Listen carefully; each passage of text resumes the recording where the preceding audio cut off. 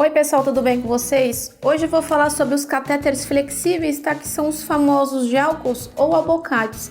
Para quem vai começar a fazer estágio geralmente em clínica médica ou até em ambulatorial, vai ver bastante esse tipo de catéter. No caso de prática, né, da punção venosa, que é muito utilizado, muito feito, né, nos estágios de enfermagem. Esses nomes, Gelco e abocate, são nomes comerciais, tá? Para quem não sabe, do catéter flexível em si.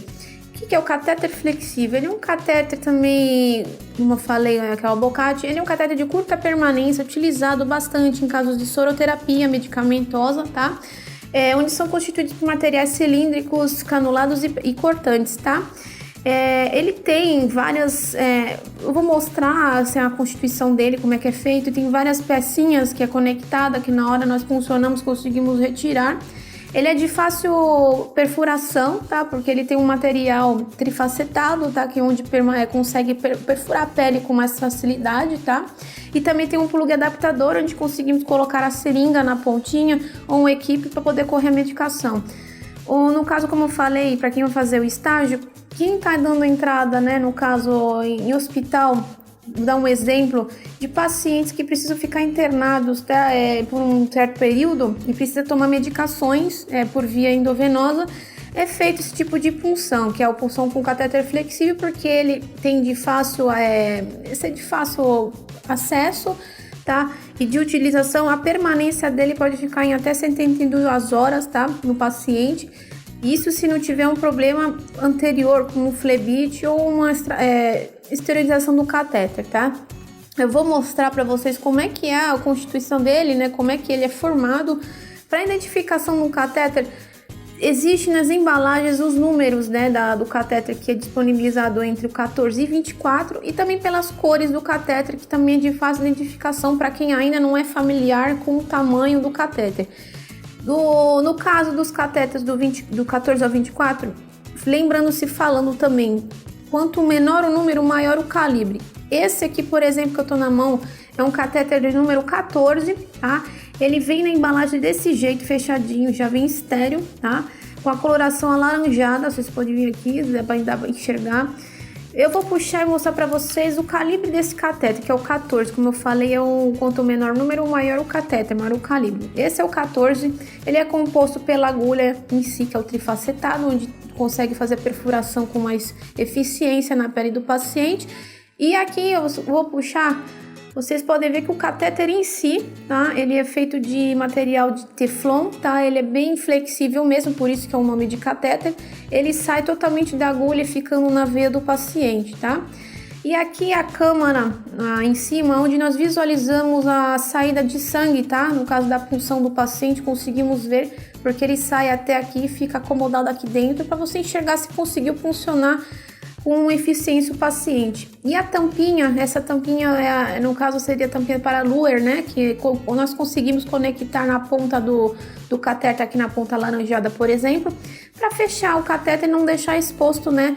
No caso, sem utilização, para não ter o extravasamento de sangue do paciente. Esse número aqui, o 14, esse Gelco, é muito utilizado em adolescentes e adultos e também em cirurgias importantes, tá? Como procedimentos de ressuscitação, que sempre deve infundir grandes quantidades, tá, de líquidos. É muito utilizado para esse tipo de procedimento. Ele não é um catéter de utilização corriqueira, tá? Por causa do seu calibre ser muito grande, e é muito desconfortável para um paciente esse tipo de catéter, porque precisa ter veias muito calibrosas para esse tipo de catéter. Então ele não é muito utilizado no âmbito hospitalar em geral e ambulatorial, só realmente em casos de emergência que precisa realmente dessas infusões grandes de líquidos, tá? O próximo catéter que eu vou mostrar é o catéter 16, ele aqui, a coloração dele é cinza, também variando do fabricante, também pode ser uma coloração mais escura, tá? Mas geralmente sempre a coloração cinza. Esse catéter aqui, já a pontinha, o calibre dele é um pouquinho menor que a outra, tá? Mas ele também é um calibre grosso, tá? Muito utilizado em pré-adolescentes, adolescentes ou adultos, tá? É bastante utilizado para administração de hemoderivados ou hemocomponentes, quando o paciente está internado, precisa de sangue, receber plaquetas, plasma. Eles funcionam geralmente com um catéter número 16, tá? Portanto, a inserção desse catéter também pode ser dolorosa por causa do calibre. Então, também é um catéter que não se utiliza geralmente em internação ou um paciente que está ali em ambulatorial, que necessita de uma medicação, não é utilizado esse tipo de catéter, só nesses casos específicos. O próximo catéter que eu vou mostrar para vocês já é o catéter de número 18, tá? É um catéterzinho de coloração verde, como vocês podem ver. Aqui a pontinha dela aqui já é um pouquinho menor, tá? É bastante utilizado em crianças, tá? Adolescentes ou adultos. É muito adequado para a maioria das infusões venosas de sangue, também como derivado. É bastante utilizado também, dependendo do protocolo da instituição, muitos utilizam-se do 18, ou pode ser utilizado os outros catéteres que eu vou falar para vocês, tá? É muito mais comum do que os outros dois que eu mostrei para vocês. O próximo catéter que eu vou mostrar é o catéter de número 20, que é o catéter rosinha, que esse aqui é o que mais nós utilizamos no caso dos estágios, tá? Quando vamos pegar um paciente que está internado que necessita desse catéter, tá? É muito indicado também em bebês, em certos casos, em crianças e adolescentes, tá? E adultos. Especial em idoso também, porque ser de um calibre um pouquinho mais fino, tá? E também ele é um dos mais indicados para as infusões medicamentosas de líquidos também, e é muito mais fácil de inserir esse tipo de catéter numa veia de uma pessoa normal, tá? Que tem uma veia não muito grande, mas não muito pequena, mas que consegue perfurar sem ter o problema de extravasar ou de perder aquela veia, tá? O próximo catéter que eu vou mostrar é o catéter de número 22, que tem a coloraçãozinha azul, e ela já é menorzinha, tá? Ela é menor e o calibre dela também já é pequena, já bem fina, tá? Que também é indicada para, no caso de recém-nascidos, bebês, crianças, é mais indicado para esse tipo de pacientes também, mas não impede de usar em adolescentes ou adultos e idosos que têm veias muito finas, tá? E tem aqueles pacientes que a gente consegue pegar, mas como utiliza-se um outro catéter um pouquinho mais calibroso, acaba perdendo a veia. Então, mais indicado é o número 22 para justamente ter a facilidade de perfurar a veia do paciente sem perder aquela veia que conseguimos, tá? E por último, esse aqui é o catéter de número 24, que é o amarelinho. Esse aqui nós vemos muito quando é pediatria, tá? Neo também utiliza-se bastante por ser de calibre bem pequenininho e fininho, tá? Ele é ideal para recém-nascido, para justamente nós conseguimos pegar as veias muito fininhas, né? Que é difícil de dificultar a visualização da veia de um recém-nascido. Então ele é mais indicado para esse tipo de paciente em geral. Eu vou mostrar para vocês a montagem de uma bandeja desses catéteres, né, para punção da mesma. Lembrando-se que sempre antes de montar esse tipo de bandeja, é necessário conversar com o paciente, orientar o paciente, explicar o procedimento que vai ser feito, tá, para ele entender e aceitar. E antes de mais nada, fazer a lavagem das mãos antes do procedimento e depois do procedimento. Agora vamos ver como é que monta a bandeja desse tipo de procedimento. Vou mostrar para vocês a bandeja previamente montada, tá? De uma punção venosa. Antes de mais nada, preciso esclarecer que como é que eu vou saber que tipo de catéter eu tenho que utilizar para punção, né? No momento lá que eu preciso ir com o paciente. Antes de você ir puncionar uma veia, sempre avalie, né? No caso, quem está no estágio, pede para os supervisores junto, avaliar a veia do paciente, dependendo do tipo de veia, se é muito profunda, se ele é bem aparente, se dá para ver que ele é calibroso ou não, para utilizar um catéter certo, tá? Para também não ter o risco de perder aquela veia sem necessidade. O que eu preciso fazer para deixar a bandeja montada? Quais são os materiais geralmente, né, necessários? Primeiramente, um frasco de almutolia, né, de clorexidina alcoólica ou um álcool 70% se não tiver, né, disponível uma clorexidina, tá? Um pacote de gaze 3 fios ou umas bolinhas de algodão também reservadas num potinho para fazer a limpeza do local, tá? Um garrote de borracha ou aqueles garrotezinhos mais modernos que tem a pinça, né, pra gente utilizar para pegar a veia do paciente. Já o catéter em si previamente selecionado, no caso eu peguei o catéter 20 da minha simulação, tá? Uma ampola de água destilada ou soro fisiológico já separado para fazer o teste, tá, de refluxo, para ver se está realmente ali funcionando o catéter do paciente. Uma agulha de aspiro para aspiração dessa água destilada e uma seringa de 10 ml, tá? Aqui no caso eu também tenho para vocês aqui uma extensão, não seria valvulada, mas é uma extensão do conector do abocate para fazer a utilização de 2 medicamentos simultâneos, tá? Já previamente selecionado aqui na bandeja, um par de luvas de procedimento e também um adesivo estéreo, para quem nunca viu isso. É bastante utilizado em hospitais, um curativo estéreo chamado Tegaderm, que é próprio para esse tipo de catéter abocate, tá? Eu vou mostrar daqui a pouco na simulação como é que é feita a instalação e como é que é feita a instalação desse curativo em si. Agora nós vamos ver como é que funciona a simulação. Nessa simulação eu vou separar os materiais que eu preciso na hora da punção, como a seringa, a agulha, a água destilada e a extensão, tá? E vou fazer o preparo da seringa com água destilada para fazer depois o enchimento desse conector onde vocês estão vendo no vídeo. Primeiramente separo a seringa de 10 ml que eu já provenho e abro a agulha na técnica asséptica, tá? Para não contaminar a pontinha, conectando no luer. Eu vou abrir a ampola d'água destilada para preencher essa seringa, como vocês vão ver agora.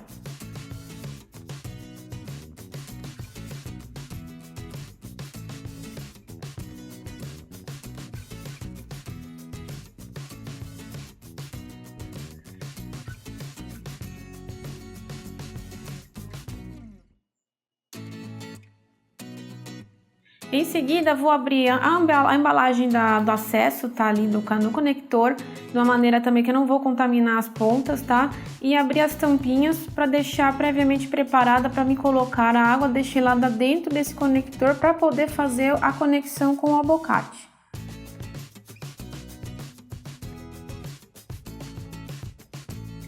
Preenchendo com água destilada, conforme vocês estão vendo, eu retiro todo o ar de dentro do catéter ali do acesso, tá?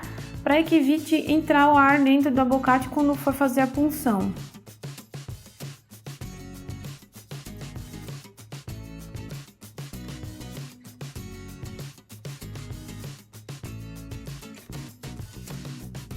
Agora, já falando com o paciente, orientado ao mesmo, vamos garrotear o membro do paciente próximo ao local onde vai ser funcionado, já previamente avaliado, né, conforme as veias que o paciente provém.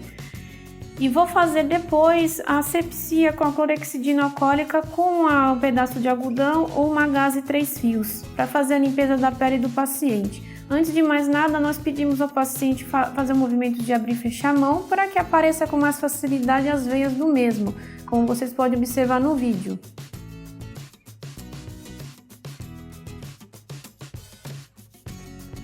Agora, com o abocate previamente selecionado, vamos puncionar ali o local onde aparece a veia mais calibrosa, com cautela, sem que perfure de uma maneira errônea que também perca essa veia. E vamos procurar até onde que o sangue começa a sair naquela câmera do abocate, onde vocês estão vendo. É onde que eu consigo saber que eu consegui puncionar corretamente a veia do paciente. Eu pego uma gaze 3 fios, tá? E tiro em volta ali do acesso, sem que precise sujar o braço do paciente com o sangue do mesmo, evitando também que comece a extravasar em grande quantidade. Retirando a câmara com a tampinha com cautela, tá? Se você vê se está vindo sangue, se não está vindo, essa gase é justamente para isso, para que evite sujar o braço do paciente. Agora, vou conectar a extensão, tá? Valvulada, no caso, na abocate do paciente e fazer o teste, no caso do refluxo, e depois a infusão da água destilada para fazer a lavagem do acesso em si. Como vocês estão vendo, está saindo o resíduo de sangue, porque quer dizer que está na veia do mesmo. Então eu vou fazer o teste certinho e a lavagem do catéter para poder fazer depois o curativo final do mesmo.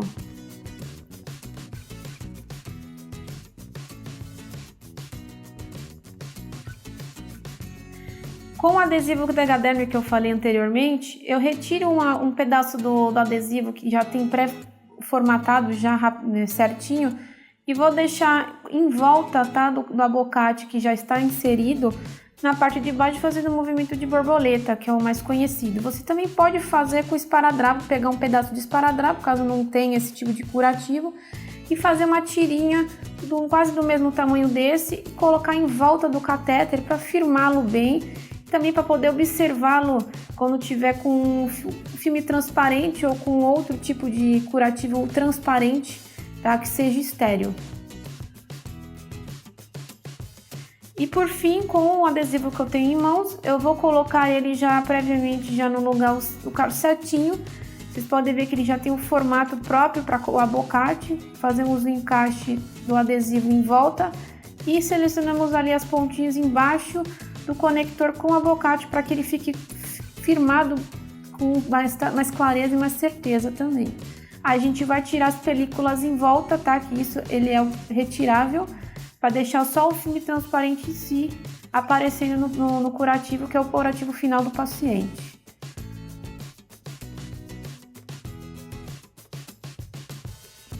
Fazendo novamente o teste para ver se está local, tá? Tá tudo certinho, não está fazendo extravasamento, o paciente não reclama de dor.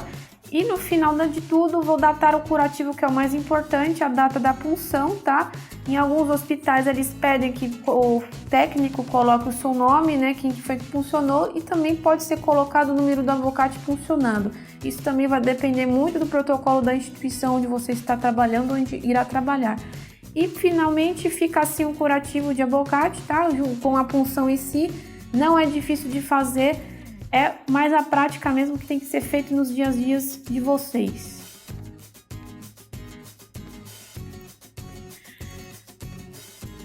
Antes de mais nada, finalizando, coloca-se a tampinha dos conectores e feche clamp, tá? Para que evite extravasamento de sangue e assim podendo ser usado durante o dia da internação do paciente.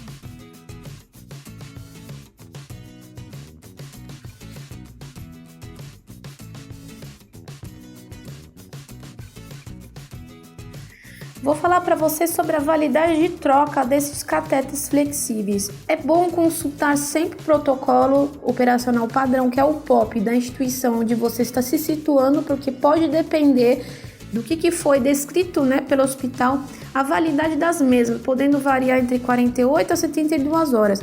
Lembrando que mesmo que em 72 horas ou 48 horas não tenha ocorrido nenhum tipo de sinal flogístico ou flebite ou qualquer outra implicação no catéter, é sempre recomendável retirar esse catéter e reposicionar em outro membro ou outro lugar para evitar justamente a proliferação da contaminação do local do catéter que foi inserido, tá?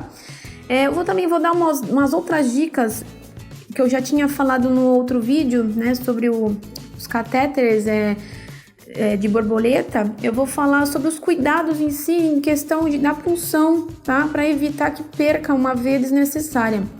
Quando você está visualizando uma veia do paciente, sempre tente pegar as veias periféricas para depois subir, tá? No membro do paciente, porque se você perder pelo menos a veia ali na periferia do membro, você não vai implicar no conjuntura daquela veia acima, podendo depois tentar repuncionar mais para cima e tendo efetividade, tá? Não tente pescar as veias. Muita gente tem essa mania, esse hábito, né, de ficar cutucando, literalmente cutucando a veia, tira, põe de novo, tira, põe de novo, sem tirar o catéter e sem fazer o procedimento correto. Isso não é bom, mesmo que você tenha já feito a asepsia local, tá?